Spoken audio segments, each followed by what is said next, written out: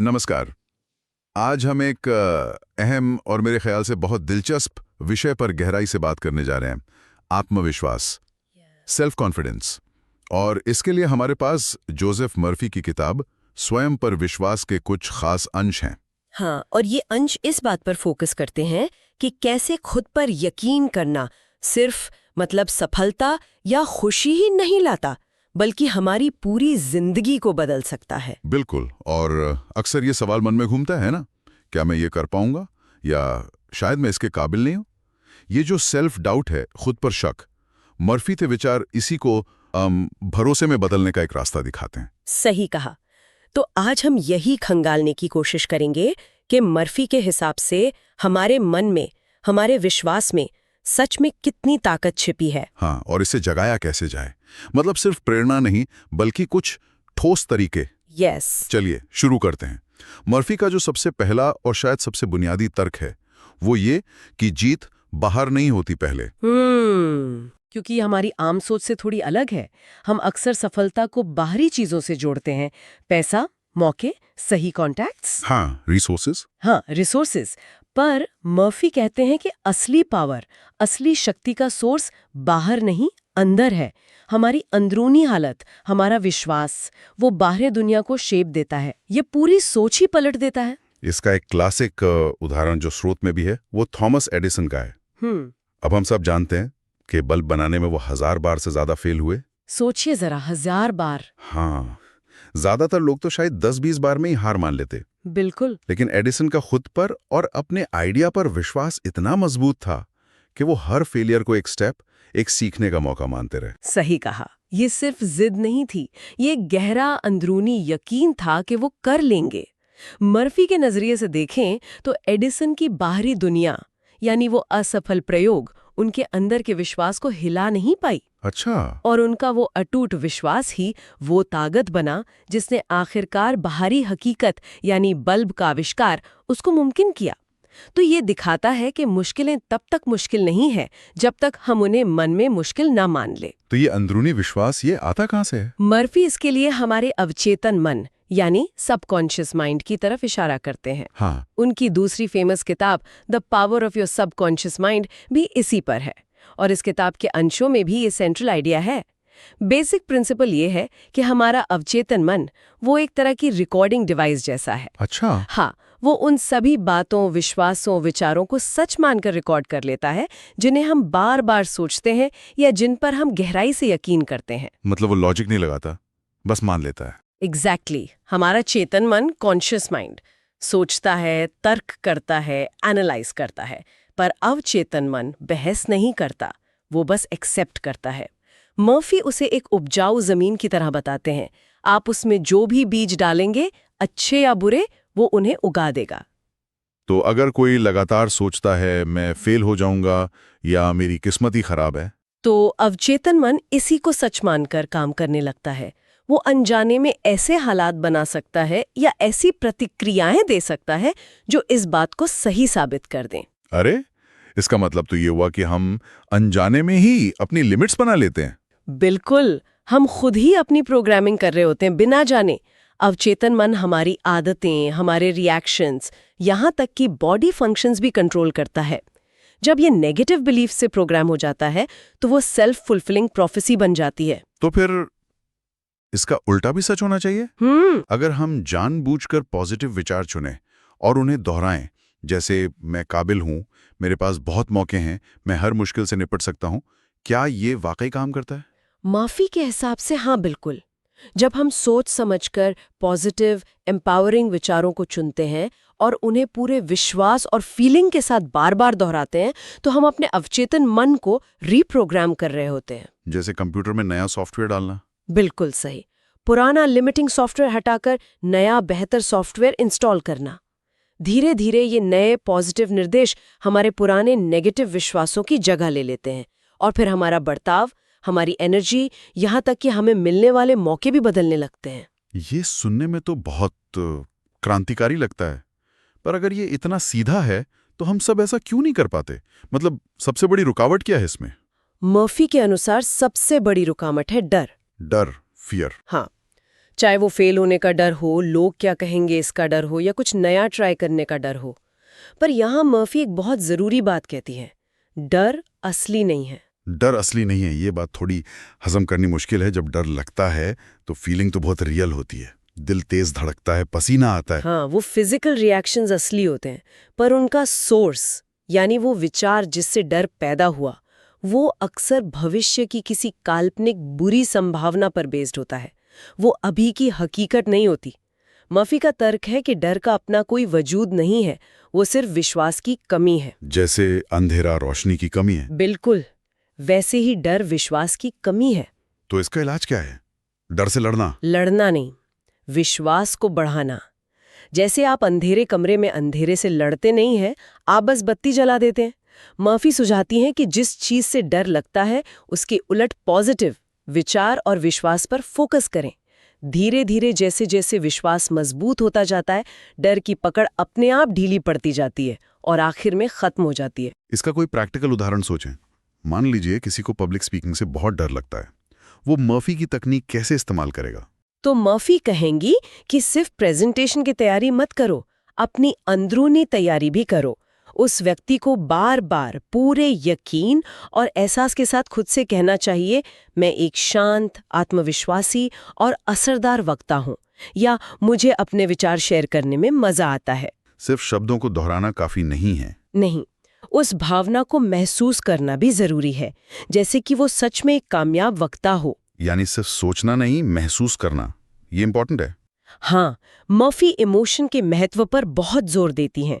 उनका मानना है कि अवचेतन मन शब्दों से ज्यादा भावनाओं को समझता है और उन पर रिएक्ट करता है। जब आप किसी पॉजिटिव विचार को गहरी भावना के साथ, जैसे खुशी, कॉन्फिडेंस, शांति महसूस करते हैं, तो वो अवचेतन मन में ज्यादा तेजी से और गहराई से दर्ज होता है। अच्छा। तो उस स्पीकर को पनकला करनी चाहिए कि वो आत्मविश्वास से बोल रहा है, लोग ध्यान से सुन रहे हैं और उसे वो सफलता की खुशी महसूस हो रही है। ये प्रैक्टिस धीरे धीरे डर के पैटर्न को तोड़ेगी। ये हमें मर्फी के एक और टूल की तरफ ले जाता है, पॉजिटिव एफर्मेशंस, सकारात्मक वाक्य। क्या ये सिर्फ अच्छी बातें सोचना ही है या कुछ अलग है? यह सिर्फ पॉजिटिव थिंकिंग से थोड़ा ज्यादा सिस्टमैटिक और इंटेंशनल है। अफर्मेशंस मतलब ऐसे साफ पॉजिटिव स्टेटमेंट्स जो प्रेजेंट टेंस में हों, जिन्हें हम अपने विश्वास बदलने या मजबूत करने के लिए रेगुलरली दोहराते हैं। जैसे मैं सेहतमंद, अमीर और खुश हूं, या मेरी जिंदगी में सब अच्छा हो रहा है, या मैं अपने लक्ष्य आसानी से हासिल करता हूं। लेकिन कुछ लोग कह सकते हैं कि ये तो खुद को बहलाना हुआ। अगर मैं अभी कामयाब नहीं हूं तो मैं कामयाब हूं कहने से क्या बदल जाएगा? ये एक कॉमन सवाल है। मर्फी के अनुसार ये बहलाना नहीं है, ये अपने अवचेतन मन को एक नया कमान देना है। याद रखिए, अवचेतन मन असलियत और गहरे यकीन के बीच ज्यादा फर्क नहीं कर पाता। जब आप पूरे यकीन और भावना के साथ बार बार कहते हैं कि मैं कामयाब हूं, तो आप अपने सबकॉन्शियस को उस कामयाबी की तरफ काम करने के लिए प्रोग्राम कर रहे होते हैं। ये भविष्य की संभावना को आज की मानसिक और भावनात्मक हकीकत बनाने की कोशिश है। तो ये एक तरह से मानसिक बीज बोना हुआ और उन्हें रोज पानी देना। बिल्कुल सही। आप अपने मन के बागीचे में जानबूझकर कामयाबी, सेहत, खुशी के बीज बो रहे हैं और उन्हें रोज विश्वास और भावना के पानी से सींच रहे हैं। धीरे धीरे ये बीज जड़ पकड़ेंगे और आपकी जिंदगी में फल के रूप में दिखेंगे। हाँ, इसमें वक्त लग सकता है और लगातार करना जरूरी है। मर्फी सफलता और विश्वास के बीच एक सीधा मतलब अटूट रिश्ता बताते हैं। वो कहते हैं कि आप किसी भी फील्ड में किसी भी कामयाब इंसान को देख लीजिए, उसके अंदर गहरा आत्मविश्वास जरूर मिलेगा। क्या ये वाकई इतना जरूरी है? मर्फे के लिए तो ये बुनियाद है। आत्मविश्वास ही वो इंजन है जो हमें मुश्किलों के बावजूद आगे धकेलता है। जब चैलेंज आते हैं या फेलियर मिलता है, तो जिनका कॉन्फिडेंस कमजोर होता है वो अक्सर गिव अप कर देते हैं। सही बात है। लेकिन जो आत्मविश्वासी होता है वो इन्हें प्रोसेस का हिस्सा मानता है, सीखने का मौका समझता है और लगा रहता है। महात्मा गांधी का उदाहरण, जिसका जिक्र भी है स्रोत में, ये बात बहुत पावरफुली दिखाता है। उनके पास पारंपरिक ताकत के साधन नहीं थे, ना सेना, ना हथियार, ना बहुत सारा पैसा। बिल्कुल नहीं थे। लेकिन उनके पास था अटूट विश्वास, अपने अहिंसक तरीकों में, भारत की आज़ादी के लक्ष्य में और शायद ईश्वर में उनकी आस्था। हाँ, और इसी अंदरूनी विश्वास की ताकत ने उन्हें दुनिया के सबसे ताकतवर साम्राज्यों में से एक को चुनौती देने और आखिर में कामयाब होने में मदद की।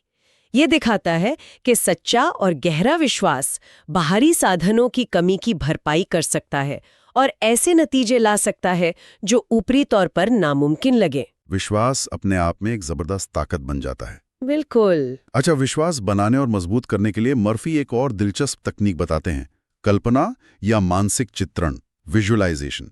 इसका क्या मतलब है? विजुअलाइजेशन का मतलब है अपनी मन की आंखों से देखना कि आपका लक्ष्य पहले ही पूरा हो चुका है। ये सिर्फ सोचना नहीं है, बल्कि एक पूरी मेंटल मूवी बनाना है। Mental movie? हाँ, जिसमें आप अपने गोल को अचीव कर चुके हैं, आप कैसा महसूस कर रहे हैं, आपके आसपास क्या हो रहा है, कौन लोग हैं। इसे जितना हो सके उतना रियल, वाइब्रेंट और इमोशनल बनाना होता है। तो ये दिन में सपने देखने जैसा हुआ? ये उससे कहीं ज्यादा फोकस्ड और सचेत प्रक्रिया है। डे ड्रीमिंग तो अक्सर बिना कंट्रोल के कहीं भी भटक सकती है।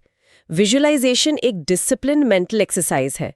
इसके पीछे का प्रिंसिपल वही है, हमारा अवचेतन मन असलियत और साफ इमोशनल कल्पना के बीच फर्क नहीं कर पाता। अच्छा। जब आप रोज अपनी कामयाबी की कल्पना करते हैं और उसे महसूस करते हैं, तो आपका सबकॉन्शियस उसे एक मेमोरी या अनुभव की तरह रिकॉर्ड कर लेता है। और इससे होता क्या है? क्या सिर्फ कल्पना करने से लक्ष्य मिल जाता है? कल्पना पहला कदम है।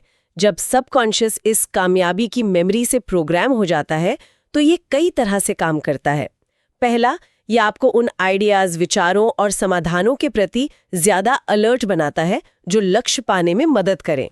दूसरा, ये आपके अंदर मोटिवेशन और हिम्मत बढ़ाता है ताकि आप जरूरी एक्शन ले सकें। और तीसरा, कुछ लोग मानते हैं, जैसा मर्फी भी इशारा करती हैं, कि ये यूनिवर्स की एनर्जी या मौकों को भी आपकी तरफ खींचता है। अच्छा। मर्फी के अनुसार विश्वास और कल्पना मिलकर उस हकीकत का ब्लूप्रिंट तैयार करते हैं जिसे आप जीना चाहते हैं। इसका मतलब ये तो नहीं कि हमें कर्म नहीं करना है, बस कल्पना करनी है? बिल्कुल नहीं। मर्फी कभी नहीं कहती कि सिर्फ सोफे पर बैठकर विजुअलाइज करने से सब मिल जाएगा। विश्वास और कल्पना अंदरूनी तैयारी हैं जो सही और असरदार एक्शन लेने के लिए मोटिवेट और गाइड करते हैं। मतलब पहले अंदर तैयारी, फिर बाहर एक्शन। हाँ, विश्वास आपको शुरू करने का साहस देता है, कल्पना आपको रास्ता दिखाती है और आपका अवचेतन मन आपको सही कदम उठाने के लिए अंदर से पुश करता है। ये इनर और आउटर वर्क का कॉम्बिनेशन है। तो कुल मिलाकर मर्फी का जो सेंट्रल मैसेज है वो ये है कि हमारी जिंदगी का तजुर्बा, हमारा एक्सपीरियंस काफी हद तक हमारे अपने विश्वासों पर टिका है। हमारी बाहर की दुनिया हमारे अंदर की दुनिया का आईना है। एकदम सही। और ये एक बहुत गहरा और पावरफुल विचार है। अगर कोई लगातार अपनी कमियों, अपनी लिमिट्स, अपनी मुश्किलों पर ही ध्यान देता रहेगा, हाँ, तो उसकी जिंदगी उन्हीं अनुभवों से भरी रहेगी। उसका अवचेतन मन अनजाने में ही ऐसी परिस्थितियां बनाएगा या खींचेगा जो उसके विश्वासों को सही साबित करे। और दूसरी तरफ, अगर कोई अपनी ताकत, अपनी संभावनाओं, अपने लक्ष्यों पर विश्वास करता है, पॉजिटिव उम्मीद रखता है, तो उसकी जिंदगी भी उसी दिशा में आगे बढ़ेगी। वो चुनौतियों को मौके की तरह देखेगा और हल निकालने के लिए मोटिवेटेड महसूस करेगा। तो ये दिखाता है कि हम अपनी जिंदगी की कहानी के लेखक हैं। हाँ, और हमारा विश्वास वो कलम है जिससे हम ये कहानी लिखते हैं। हमारा नजरिया, हमारी मान्यताएं, ये सिर्फ हमारे रिएक्शंस को नहीं बल्कि हमारी हकीकत को भी एक्टिवली बनाते हैं। हम सिर्फ दर्शक नहीं बल्कि अपने अनुभव के एक्टिव क्रिएटर बन सकते हैं। तो जोसेफ मर्फी के स्वयं पर विश्वास पर आधारित इस गहरी चर्चा से हमने कुछ मुख्य बातें समझें। पहली, असली ताकत और कामयाबी की शुरुआत बाहर से नहीं, हमारे अपने अंदर के विश्वास से होती है। दूसरी, डर कोई बाहरी हकीकत नहीं बल्कि हमारे मन की उपज है जिसे विश्वास की रोशनी से दूर किया जा सकता है। बिल्कुल। तीसरी, हमारा अवचेतन मन बहुत शक्तिशाली है और हम पॉजिटिव एफर्मेशंस और विजुअलाइजेशंस जैसी तकनीकों से उसे अपने लक्ष्यों के लिए सोच समझकर प्रोग्राम कर सकते हैं। बस शर्त यह है कि उनमें भावना और यकीन शामिल हो। संक्षेप में कहें तो मर्फी का पूरा दर्शन इस एक विचार पर टिका है कि हमारे विश्वास सिस्टम में हमारी जिंदगी बदलने की जबरदस्त क्षमता है। जैसा कि स्रोत में कहा गया है, अगर आप खुद पर विश्वास करते हैं तो दुनिया की कोई ताकत आपको रोक नहीं सकती। ये सिर्फ एक मोटिवेशनल लाइन नहीं है, बल्कि शायद ये दिखाता है कि हमारा मन और ये यूनिवर्स कैसे जुड़े हुए हैं। हमारी अंदर की स्थिति हमारी बाहर की हकीकत बनाती है। और जाते जाते एक विचार सबके लिए छोड़ जाते हैं, अगर ये सच है कि हमारा विश्वास हमारी हकीकत को इतना असर डालता है, तो क्या हमने कभी रुककर अपने मौजूदा विश्वासों को ईमानदारी से देखा है?